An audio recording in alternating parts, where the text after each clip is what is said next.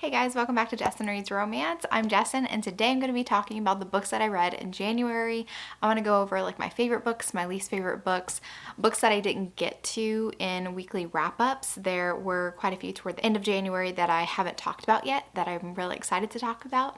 But I thought I would start off with like my favorite and my least favorites, because I have to say it was a little bit hard to pick like my overall favorite. I had a lot of really good books that I read in January, but I did have to get the top slot to like one book. But I will tell you my runner-up, and you probably won't be surprised about my favorite or my runner-up anyway. So my favorite book of January 2023 is Children of Fallen Gods. This is the second book in the War of Lost Heart series by Carissa Broadbent, and I absolutely love this series. It's a trilogy, so I've completed it, and there was something super special about book 2, and something that Carissa Broadbent did so well to make this the standout of the series.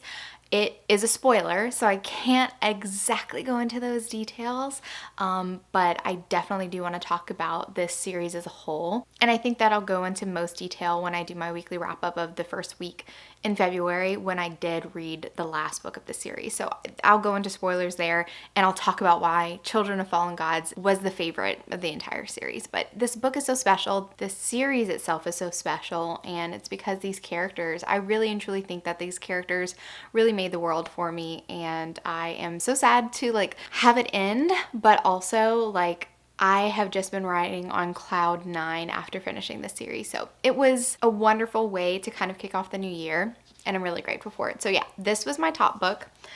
And the runner-up was Powerless by Elsie Silver. I was able to get an ARC for this one. I was very excited. I read it, I think it was my last book of January actually. I debated on whether or not I was going to wait for February to officially kick off, but I did read it like toward the tail end of the Kindle Unlimited readathon, and it was so good.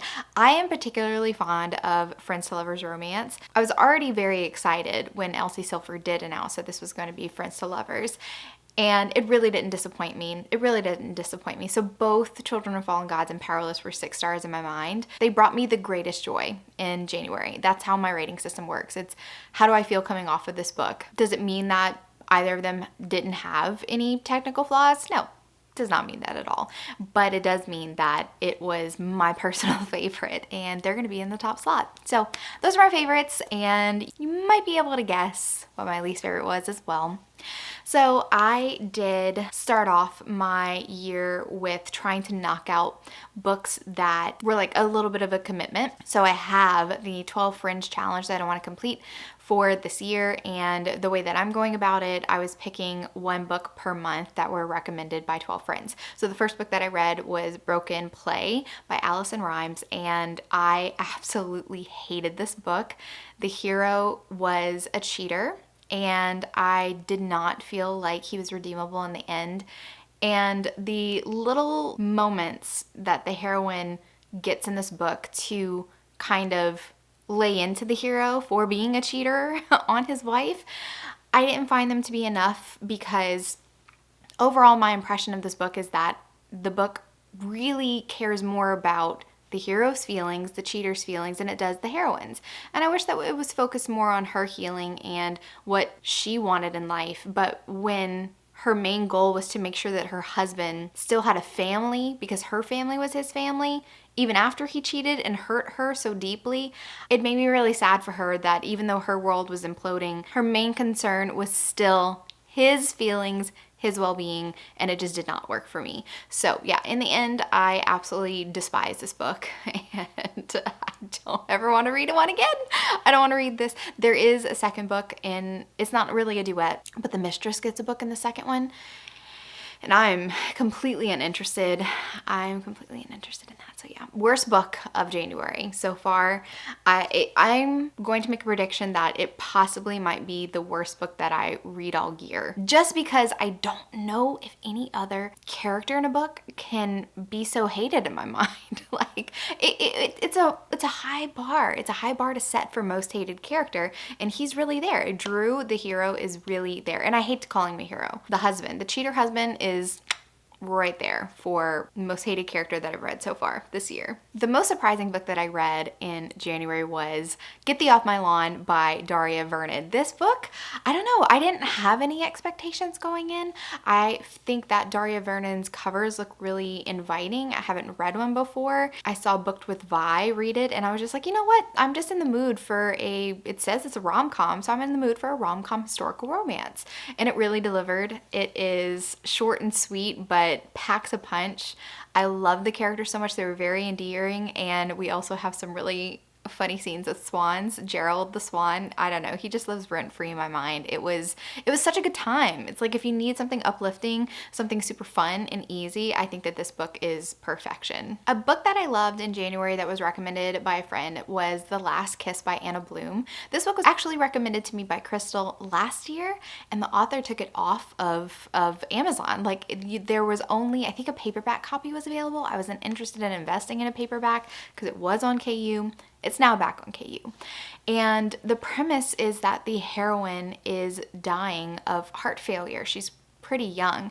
And soon after she gets that diagnosis that she's in end-stage heart failure, she meets this guy randomly at a bar, and she doesn't want to give out her name, and she's like, let's just not make this complicated. She has a one-night stand, but they keep running into each other, and it creates such a beautiful love story. Again, I had like a couple of minor details that I wish were done better or handled differently, but overall this book was really great. The hero is super swoony. Like, this hero was great. I loved him. And I'm so glad that I read it.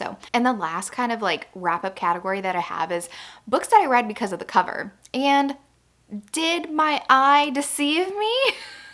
Was the story as good as the cover made it look? Because I am a cover whore.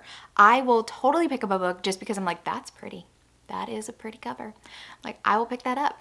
So there were 3 that I picked up solely because of the cover and not based off of a synopsis or anything. And all 3 of them I DNF'd.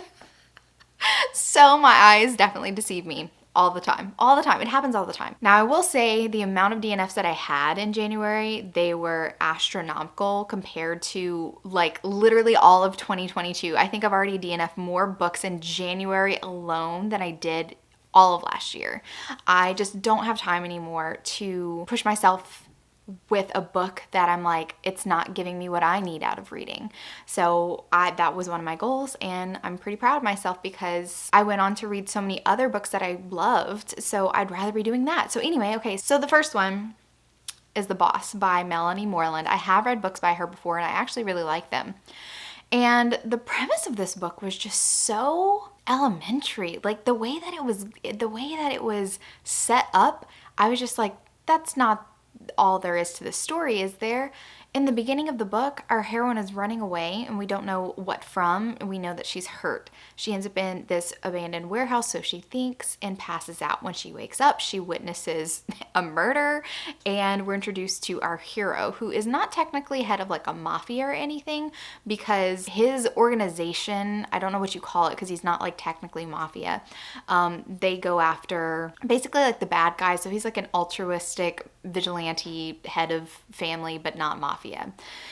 And since she witnessed this, he's just like, well, only solution is you're gonna marry me. And she's like, what? Like, he doesn't even know her, but like he's already obsessed with her. And it was so strange to me. It was just so strange how this book progressed. I was not into the characters at all. I was not into the premise at all. It just was not doing anything for me, so I DNF'd very quickly in that book. Another one that I also DNF'd very soon was Always Mine by Laura Pavlov.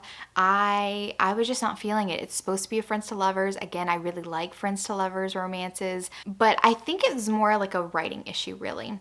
There was just something that I really can't put my finger on about the author's writing style that always made me pause and like reread a sentence. I don't know. It was just, I could never just lose myself in a story because I was just like, wait, what was that? And I like went back and I read it and I'm like, why does this feel weird? Like I just had this feeling of like, why does the sentence feel weird? Why does what they're saying feel weird? It was not like inherently like bad. It was just, I could not lose myself in the story. So I was just like, I can't feel for these characters when I'm so taken out of the story multiple times, so I set that one aside. But beautiful covers, all of these. And then I also picked up House of Beating Wings. I was really trying to get my foot in the door for fantasies that I really hadn't heard of before. In this case, this was more of a world building issue. I didn't really enjoy the way that she was contracting her fantasy romance. It didn't engage me. It felt a little bit contemporary in some ways, which I find just a little bit strange in a fantasy romance. So yeah, I also DNF'd this one. But all of these covers attracted me in the first place because they were pretty and I liked them. But none of them work for me. Okay, let's get into the books that I did not get a chance to talk about in my last weekly wrap up of January. So the first one I'm going to talk about is A False Start by Elsie Silver. This is the last book in her Gold Rush Ranch series, and this is the younger sister of the hero in the previous book. Her name's Nadia, and we actually have a setup where Nadia meets the hero, who is her brother's best friend, a couple years before. And they don't know each other. They have a chance meeting at a bar. Nothing truly happens with them. There was a kiss, and she's a lot younger than him. And then years down the line, they meet again. And she's like, oh my God, this is the really hot guy that I kind of really wanted to hook up with that night in the bar. And at first in this book, I wasn't really feeling Nadia's character. I don't know, there was something about, she was trying to fill this almost void. Both her and her brother have had past trauma in their childhood. Nadia grew up with an abusive father, and her brother was able to, take her and raise her eventually in her teenage years. So I feel like she had a little bit of a rebellious streak. She was trying to find somebody to love. She, in the beginning of the book, is making out with a guy who she's not even really interested in because his technique is so sloppy that she's just like, I'm not really enjoying this. And I don't know, I was searching for a way to connect with Nadia. But I feel like the more we progressed in her story and the more she started figuring out her own self, her identity, what she wanted to do, the more I really loved her character. And I love the way that she pursued the hero. He is such a grumpy hero. His name is Griffin, and I love that Elsie Silver literally said he's a grumpy Griff because it's just a thing in romance. There is so many characters named Griffin who have a grumpy personality. And I think it's just so perfect and so fitting. So yeah, I really enjoyed this story. It has a bit of forbidden element because of the brother's best friend thing. They have, secret meetings that the brother is very unaware that they're into each other at all. And that also contributes to a lot of the tension, which I love. So yeah, I gave this book 5 stars and it was wonderful. I really loved it. Great way to close out this book. And they appear, all of the characters really from the Gold Rush Ranch series appear in Powerless, which I love that cameo. It was so good. The next book that I read was The Raven Spell. Now, I've never read anything by this author, but I used to want to read The Vine Witch, which is another book by this author. These are not romances. I wouldn't say that they're romances. They're more like this one. I'm not sure about The Vine Witch, but this one is historical, has a historical Victorian setting. It's more like it has a gothic feel to it. There is sort of a romantic storyline in there, but it's by no means the center of the story, and it didn't have a satisfying romantic conclusion to it. So yeah, I would definitely not say that it's romance. It's more of a mystery about 2 sisters who are secret witches, and they're outcasts in their own society, but they live among humans in London, and each sister has a gift. Edwina's sister's gift is that she can take the memories of people, and she has this affinity. It sounds so strange and creepy. She has an affinity for taking the memories of those who are dying or recently died, and they turn into these marble things, and she collects them. And one night they're on the River Thames, and Edwina is collecting trinkets that are washing up on shore. Sometimes they have really good finds, some rings and stuff.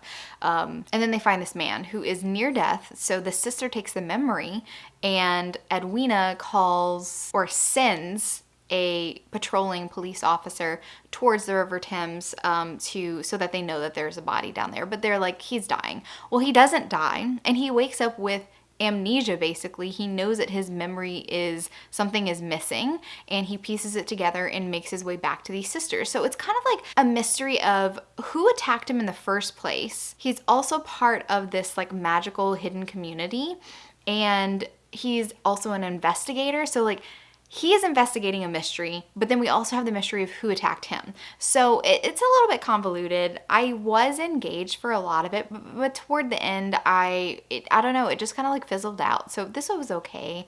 This was okay. I wouldn't recommend it, honestly. It was like 3.25, like, I don't know. It was okay. Then I was in the middle of reading the Runaway series by Devoney Perry.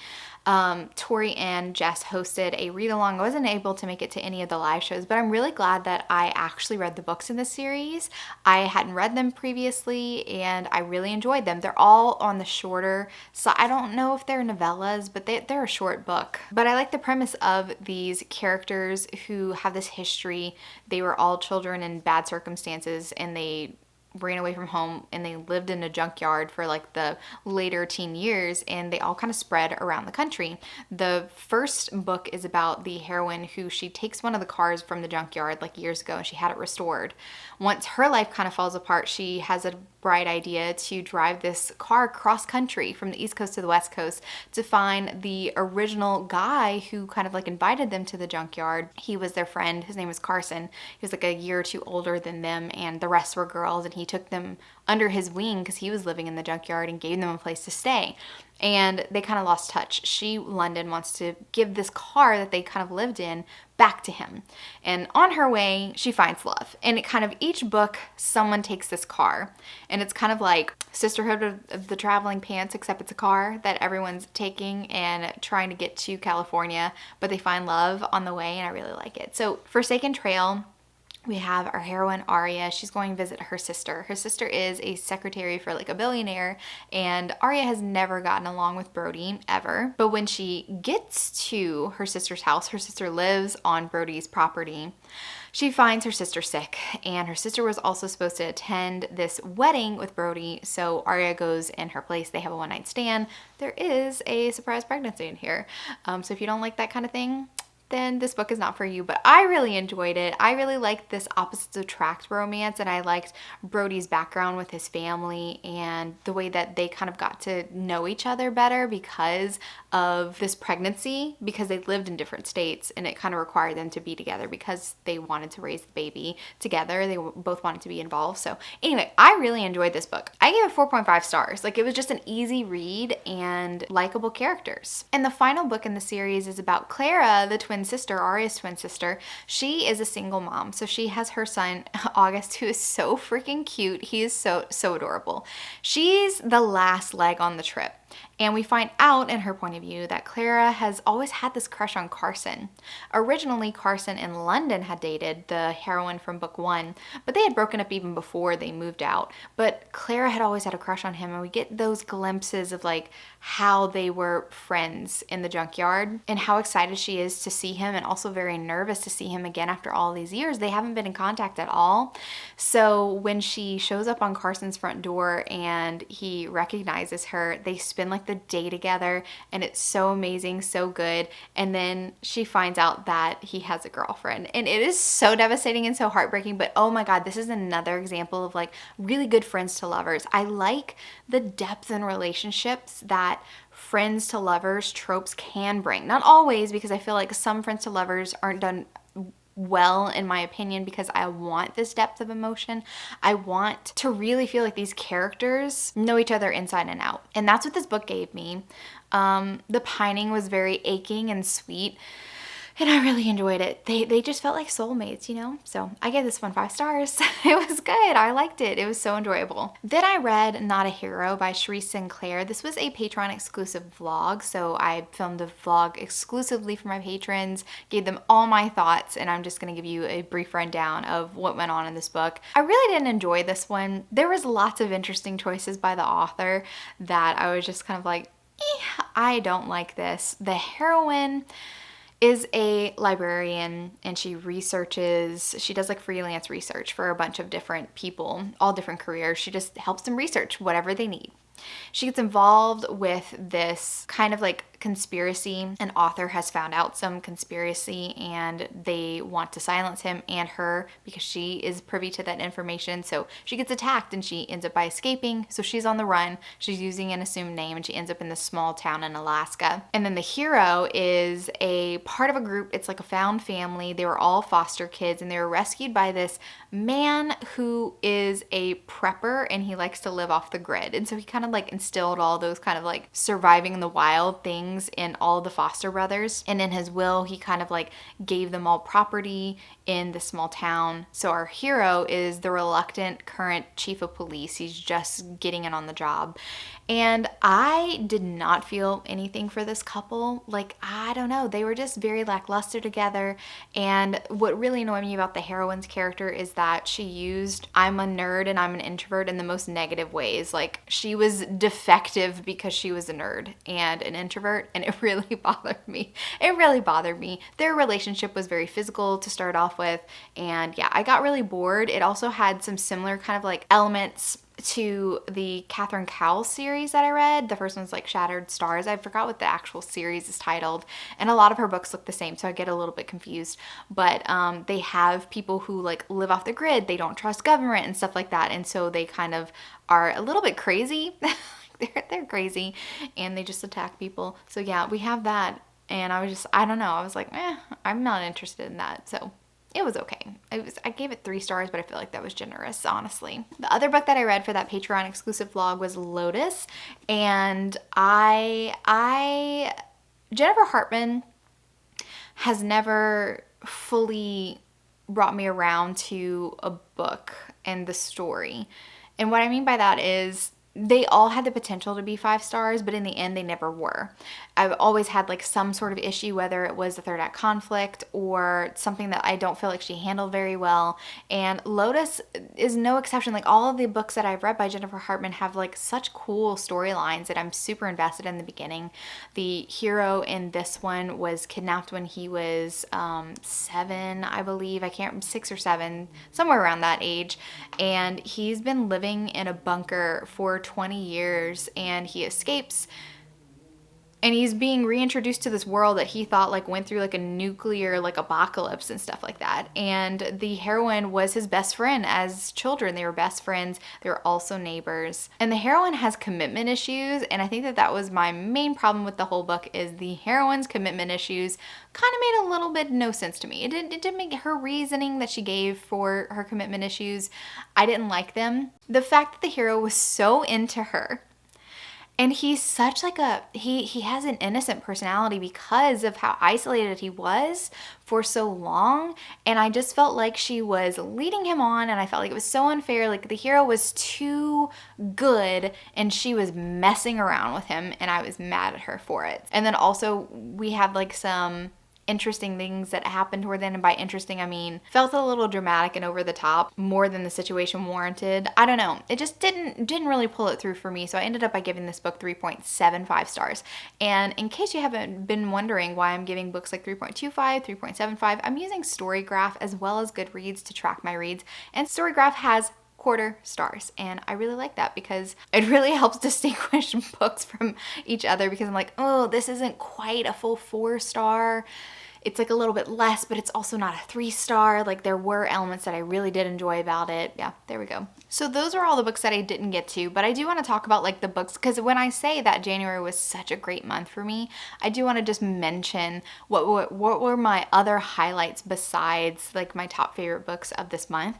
So I had like a lot of really good ones. Of course, I like The Front Runner by Elsie Silver, which was Nadia's brother. Loved his story. Daughter of No Worlds is the first book in the War of Lost Hearts series, and it was such a great read.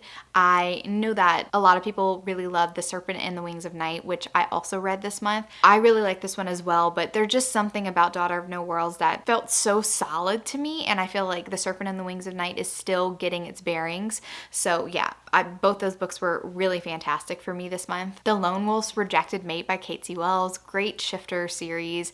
Really loved this one. It was different, a lot different than the first one, which was a 5-star read for me. I reread both Daughter of the Forest and Son of the Shadows, which are all-time favorite books for me.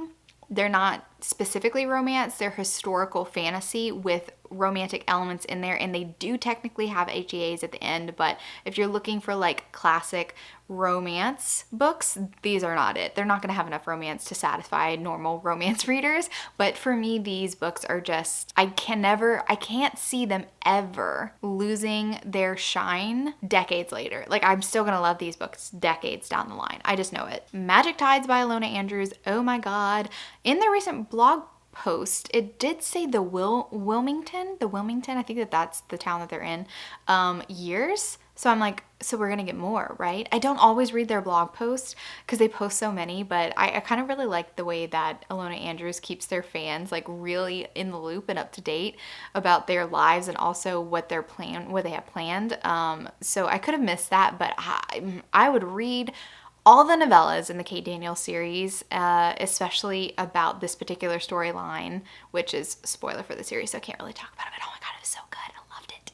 And I also reread Vampire Academy, the first 3 books in the series. So I got roped in, which I'm very excited and very happy to be invited to talk on the live show for the first 3 books in Vampire Academy. Sam started off this read along and they had an extra spot to talk about it, and I had a really good time, and I'm going to be hosting the next 3 books, the live show for the next 3 books. I still plan on making a video specifically dedicated to Vampire Academy and rereading books that I loved in my teenage years and reading them as an adult. I still want to do that, and probably after I actually reread the entire series. But overall impressions of like rereading Vampire Academy, I still really loved it, still really charmed by it. Dimitri is still a hero that I'm obsessed with. I can see how these books formed my early romance years, and things that I gravitated to way back then, I still love now. And also some things that I used to love have changed, and I don't really enjoy those aspects of characters or storytelling anymore. So again, that's why I'm very excited to do a video actually talking about everything that I loved and hated when I reread Vampire Academy. And I will tell you one of the things that I hated. I think the audiobook for the first book is atrocious. So bad. The narrator just did these characters so dirty. So dirty. It has its flaws, but I think that the story has its flaws and the characters have their flaws, but like the narrator made it worse. It just was awful. There was a different narrator for the second book, and I decided the third book didn't need that drama. So I was like, I'm just reading it physically. But anyway, so that was a really fun time. So yeah, that's my January. My January was really good. It had lots of books, and most of them, for the most part, I really loved them. Fingers crossed, let's send that energy into February, and I hope that all the books that I read in February are going to be like 4 and above stars. I already know that that's not true. I'm lying. Or that was a lie, should I say. But I hope the majority of the books are 4 and above stars. We're always going to have those books that just didn't work for us, and that's okay. Anyway, I hope that your January, your first month of 2023 was great. Let me know if you have any favorites from January that I didn't mention or that I need to check out. Leave them in the comments down below. If you like this video, give it a big thumbs up. And if you're not already subscribed to my channel, make sure you subscribe to get notified on any future videos that I do. Thank you so much for watching, and remember, life's better with little HEA. Bye guys.